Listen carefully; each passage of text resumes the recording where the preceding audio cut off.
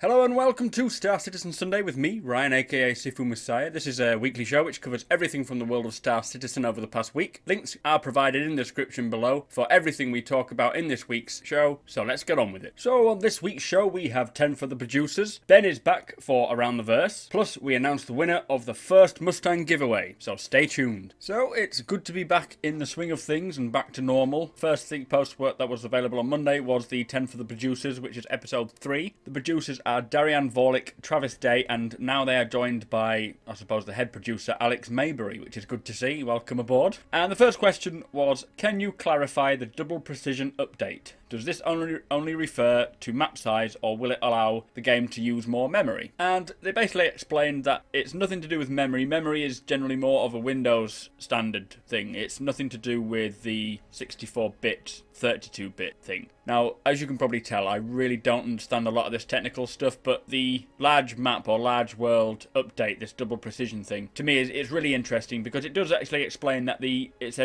say, it'll increase the fidelity of your grid. So currently single precision, when you get to the edge of the Arena Commander map, your helmet or your visor, it can start jittering and shake around because it's so close to your face and you're so far from the level origin, which I believe would be the center of the level. I could be wrong, but that's my impression that I get from it. So with double precision, basically the maps will be so big that it will just never be an issue. So it will open up huge scales maps, not just double as the name will indicate, so much more. Anyway, we'll move on because I clearly have no idea what I'm talking about. So next question, as there seems to be quite a lot of confusion with this, is about the modularity system. And basically the question did specify how does it apply to the constellation, specifically the Phoenix, but they gave like an overall answer, so we didn't really find out about the Phoenix. But basically, when you buy one variant, say the Cutlass Black, you can then buy all the other components to make it into maybe the Cutlass Red or the Cutlass Blue. Obviously they are now updating the Cutlass, so there may be other variants, I'm not too sure, but you can literally, say like if you had a med bay with X amount of beds, you could swap it out for like a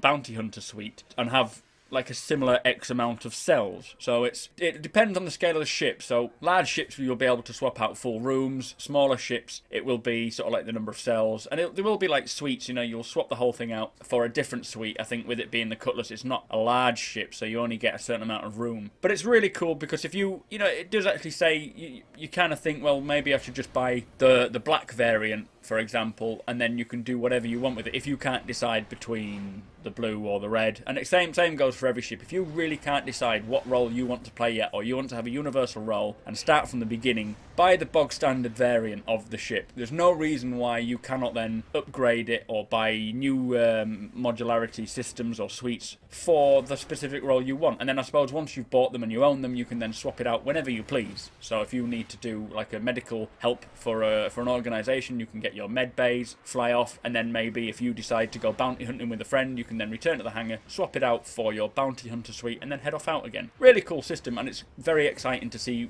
well, when we can finally see how it actually looks. So the next question after that was, once the PU goes live, how will patching and updating work? And the answer they gave was currently the patcher is still in its infancy. Obviously it's just a basic patcher, just purposely to get it, to do the basics. And it is intended to be a smart patcher, they say. Whether or not this is actually like normal technical lingo or if it just means it's going to be clever, I don't know. But they don't want people to have to download the game every time because the game is likely to be huge. I mean, it is currently 20 plus gig, and that's not even the full game, it's just Arena Commander. So it is still work in progress. There is so much more to do over time, and over time it will just get better, and hopefully we'll have smart patches where it'll download it only when you're going into the area or so for, I'm sure with the tech and the software they've developed so far just to make this game, I'm sure they will figure it out. So the next question, will there be a female perspective regarding design, functionality, and character aesthetics? And yes is the answer. They're going to make it as gender equal as possible, like the real world. So again, they're not going to have these typical female avatars that you see in things like Final Fantasy or the mods for Skyrim, where you can have these scantily clad ladies running around with huge swords and things. It's going to be realistic scans of a person, which is something new to us, well, new to me anyway. It's not going to be an artist's impression. It will be an actual scan of a physical person, and this will go, I expect, for every character in the game, because it would look a bit odd having a real scan of someone and then this cartoon character running around. But yeah, so they are actually finalising the base female model now. So if you are a female, or if you want to play as a female, your luck is in. You can play exactly who you want to be, and that's what they said. They wanted to be, they want you to play who you want to be. So they want it to be realistic. They don't want it to be this silly cartoon that like sort of Japanese anime sort of, or anime, however you pronounce it. They want it to be a realistic scan of a person, and it will be exciting to see. They're using Imaginarium, aren't they, for like mocaps and stuff, so we shall see how it looks. So the question after that was, will there be the ability to use tablets as programmable control inputs? There is a plan, as we know, for a companion app, so an app for your iPad, for your other tablets that you can download. And I think it was one of the stretch goals. I can't remember which one, but hopefully it'll be something along the lines of, checking your inventory, checking your map, plotting a course, and a lot of this can probably be done while you are at work rather than working. You can sit there with your iPad or whatever if you get them and just do what you need to do. But they did say that in regards to this programmable controls, it's possible. It's a good idea. They've seen people actually doing it already for Star Citizens, people who don't work for CIG. But yeah, they would like to develop it, and the tech is there, but it's one of those things that won't be up instantly. It may be a couple of years after production, it could be a couple of months, we don't know, but the tech is there. So if you're excited for that, don't lose hope. So the final question I've picked out, which is obviously another gameplay type question, is missiles appear to be overpowered and difficult to evade. Is the 1.0 build currently as intended? And I suppose this goes back to one of the MVPs over the Christmas period of someone who was hosting games without missiles. So that explains it, because I didn't understand why it was so popular. But that's why, because it is just a nightmare, I expect, with missiles. And no, the 1.0 is nowhere near what they want for missiles or anything really. It's the closest they've been so far, but I think 1.0.0 should be updated with the tweaks and balancing of missiles, because they know themselves it's not right, and it's going to take a lot of work. They need your feedback just to sort of say this isn't working, this is working, just so they know what's going on. That's the beauty of this game. It's all community fed. So yeah, if you've got an issue with them, tell them and it'll be updated. Anyway, that's it. Let's move on. So Around the Verse was back to normal. It is now episode 27, and as usual, it's Sandy and Ben, as he is back from the flight, which must have lasted all week. And yeah, they started by talking about the 69 million stretch goal, which we have recently hit, which is amazing. There's some questions about how we're going to celebrate those stretch goals. They're not going to give us choices to make and so forth. It's going to be longer design posts. So it's more to celebrate each goal that we reach. We'll have like a design post, I think, about that stretch goal, or about a different stretch goal, because Sandy did say that they are adding status on existing stretch goals. So all these stretch goals that have gone in the past, where we've unlocked things like the repair bot, as Sandy pointed out, we will hear more about their development and see what progress is coming along with them, which is really cool. It's probably better than having all these options, because we get to actually hear full development about the game itself. So they also mentioned there is a new ship summit this week, which is currently happening in the LA office, and this is basically discussing the pipeline for all of this year's ships, which ships they're going to do, and which ones they're going to focus on. Hopefully we'll hear about that soon as well. There is going to be an audio summit coming up. I'm not sure what that involves, but it was just mentioned, so I thought I'd put it in there. They are also pushing 1.0.1, which is a bug that fixes everything from, a lot of the bugs from 1.0, which was put out over the holidays. They didn't do it before because obviously they were on holiday, so it's fixing a lot of the bugs. I think the missiles are getting a good rework, and we are seeing 2 new weapons as well for the Voyager Direct stores. Now, apparently they did say that if you're part of the public test universe, you will probably have that now, but we should see the patch launched any day now. So fingers crossed it'll be soon. So news from around the verse, starting with Arena Commander, and as just said before, the AI missile evasion has been improved. They're now making it fun, and they're making it fair, because there has been a lot of issues with missiles. They're also adding missiles to the targeting radar, so you should see it coming. I don't know if it'll be flashing or if there'll be a stream of where it's come from, but it will make it a lot easier to evade if you can see which direction it's coming from, or just you see it on your radar. Also, flare and countermeasures have become more efficient, or they're improving the efficiency. I don't seem to struggle with flares. I don't seem to notice there's a rocket if it's a big action and everything's exploding around me. I don't tend to notice the noises, but there's not really much more you can do to tell me, so it is mainly my own awareness that lets me down. But any improvement is likely to be good improvement. So Squadron 42, the Bengal carrier bridge interior is being worked on in white boxing phase. That was just the ridiculous way of saying it. The Bengal carrier, if you don't know, it was in the original Kickstarter video, it is the huge carrier ship, which is sort of the UEE flagship, and it is massive. It is about 1 kilometre in length, and currently they are working on the bridge. So we should see some of that soon, I hope. It's part of the stories, which is why they're working on it for Squadron 42. It's going to be a big part of it, I expect. Grey box development on the Vandal, Kingship, Driller, and Mauler. Now, I'll put up some pictures. I put them up last week, but if you missed them, there's some more pictures here. They are Vandal ships. They don't specify which one's which, but they are pretty cool and very scary looking. You just think, you know, the size is a bit of a bugger, but that's going to be a nightmare. So the Skydock construction site has entered concept, which is apparently a landing point for the story. I'm not sure if this relates to the picture we saw on Sandy's Facebook, as she wrote that they are building colonies on strange worlds. I'll put the picture up anyway, but it's a really cool picture. Doesn't look anything to do with what I'm talking about now, mine, so I'll just move on quick. So, Persistent Universe. Revisions and models have continued for Arc Core NPCs. Now, Ben did just sort of slyly say that this is the first of the 5 systems. So I always thought there was 3 systems, you know, Terra, Nick's system, which is the lawless one, and Stanton. He has just said 5 systems, so there may be 2 more that we don't know about coming out for the PU demo. But yeah, obviously they're working on lots of NPCs for it to make it look living and real. The drone prop has received textures and materials, and they mentioned, you know, things like the Reclaimer and the Orion both use different types of drones. The Orion is a mining platform. It's about 80 meters in length. We haven't seen any clips of it yet or pictures, but if you can imagine a huge platform with floodlights, it's just purely for mining, so it's going to be a bit of a beast. And obviously the Reclaimer we know of, we've seen pictures of that. That's about 240 odd meters long. It's a big ship. We've had a sale for that already, and they'll have things like, I assume, salvage drones, also drones that you can fire out to scan areas. We haven't really had too much said about them, but by all means check out the ship specs for them both. They are really cool ships, specifically the Reclaimer, because we know more about that at the moment. Check it out if you don't know what it is. I really recommend it. If you're not hyped for the game yet, check that out. You will definitely be hyped. Nurse NPC has continued work, and when I hear nurse, I always think of Silent Hill and get a bit freaked out, but it looks like it's male nurses, which are less freaky. There was some images put on around the verse. I'll see if I can find them. You may have to see Sandy and Ben sat there, but I'll do my best. So, ships. The Cutlass and Avenger are being balanced. Both of them are getting internal remakes.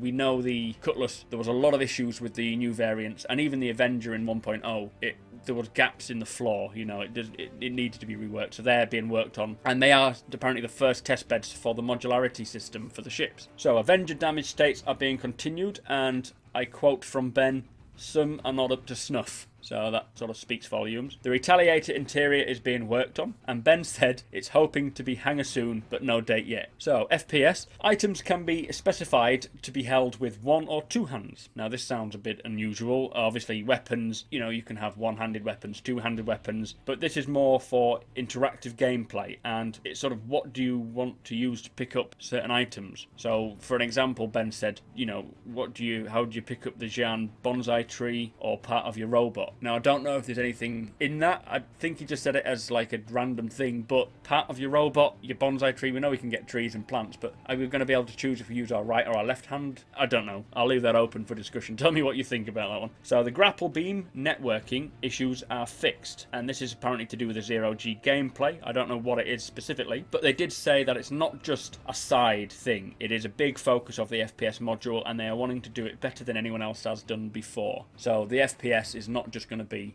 a simple I can fly type thing. So work has continued on the battle arena, and that is basically self-explanatory. We know what the battle arena is now. It looks very cool. They're continuing work on that. Hopefully we'll be able to play in it pretty soon. So over to Mark Event for Bug Smashers, and it was when you enter free flight with the Mustang and you've attached laser weapons to your side mounts, not your central rotating one, the empty mount on the side, the energy was not replenishing after you shot, so it was going from 100, 80, 60, 50, 10, and then done. It wasn't rebuilding like an energy weapon should do. So if you want to know how he fixed it, check that out. Links are in the description. So Will Lewis now with the MVP, and it's to a guy called Nevitz, who had 3 Star Citizen videos that he'd made about the modularity of Star Citizen.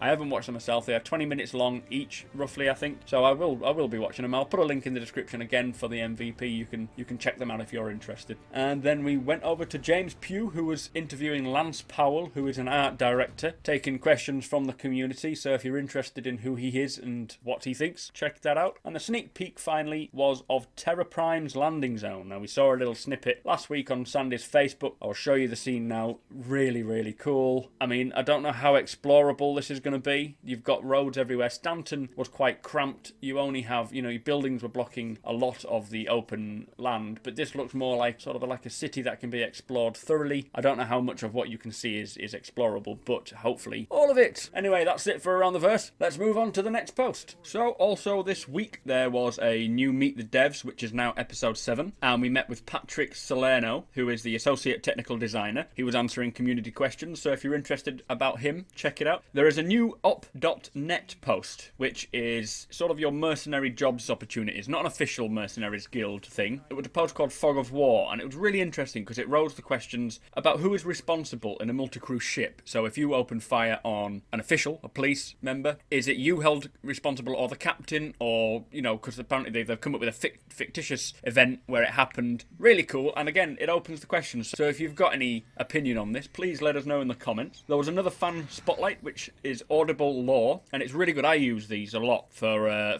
learning the lore about Star Citizen. Instead of reading it because it takes more time, you can just sit, plug in your earphones, and listen to it. And it tells you all about the backstories. I'll put the links below for all of the posts. Now, there was also a post regarding physical collector's items, so things like dog tags, where you can now pre-order what you want. I'm not sure the specific details about them all, but if you're interested in things like this, get in there quick because they do sell out very fast. So pre-order it. I suppose if it's a pre-order, they may just make as many as they've been ordered. Also this week, which is kind of beautifully tied in with our Mustang giveaway, is that the Mustang lineup, all of the variants, all 5, are available for a test drive this week. So get into Arena Commander, try them out. If you don't win, I apologise, but at least you get to fly them. All 5 are available. So if you want to look in the back of the beta, you're going to have to land on one of the landing pads in Arena Commander and then get out of your ship and have a walk around, because I don't think you can view them in your hangar. And finally, for all the RSI subs out there, there's a new jump point, and it has a lot of details about the Mustangs and how they were brought to light. Really, really good. 66 pages long, I think. So get reading. So, the Mustang Alpha giveaway. We have a winner. So, a big thanks to Robert. You are a gentleman and a scholar. Without you, we wouldn't have these ships to give away, so thank you very much. So I just want to thank everyone who has entered. There were some really, really cool comments regarding the first thing you'll do when the PU goes live. Again, it's really exciting because all these new ideas are giving me different ideas as to what I would like to do. I particularly like the find a pub and have a pint, which is such a simple yet great idea, and I think what we'll have to do is all meet up and have a big pub crawl around the systems. Sounds like a great idea, but probably not when you're flying ships. Anyway, unfortunately, there can only be one winner, and this week, that winner is, drumroll please, I really hope I pronounce this right, typical. His name is Tyrone Shaniqua Shanini Shakisha. You are the winner. Congratulations. I hope I pronounced your name right and I didn't butcher it all up. So you have won the Mustang Alpha game package with Arena Commander Pass. For everyone else, don't lose faith, as this week we will be giving away the Mustang Beta game package, which is the caravan style sort of Winnebago type ship. So to stand a chance to win this, again, you've got to be a subscriber, please. Tell me or comment below which system, planet or location you are most excited for and why, which kind of ties in with the beta, I believe. So yeah, we'll be drawing it next week, so you've got a full week to get your comments in, and good luck. So that's it for this week's Star Citizen Sunday. Thank you all for watching. Don't forget to subscribe for more Star Citizen content. Like the video if you will. Comment if you've got anything at all to say. Share it if you can, and I shall see you in the verse.